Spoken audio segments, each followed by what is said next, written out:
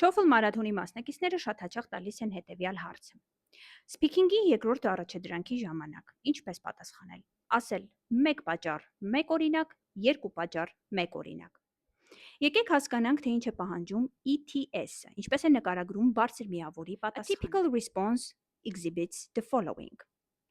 The response is on topic and well elaborated. On topic նշանակում է, որ պետք է պատասխանեք այն հարցին, ինչ որ տրված է, ոչ թե շեղվեք հարցից։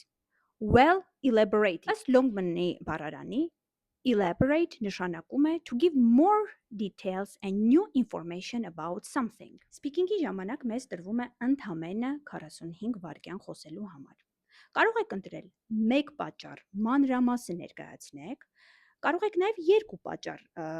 ընտրել եւ կրկին մանրամասն պատճառը ներկայացնել։ Եվ եթե 2 պատճառ եք ընտրել եւ ներկայացնում եք 1 օրինակ, ապա պետք է այդ օրինակը անդրադառնա այն 2 պատճառներին էլ։ Այսինքն այն, ինչ դուք ասում եք, այն ինչ ներկայացնում եք, պետք է անպայման ապացուցեք, հիմնավորեք։ Սա այն է, ինչ ձեզնից սպասում է TOEFL-ը։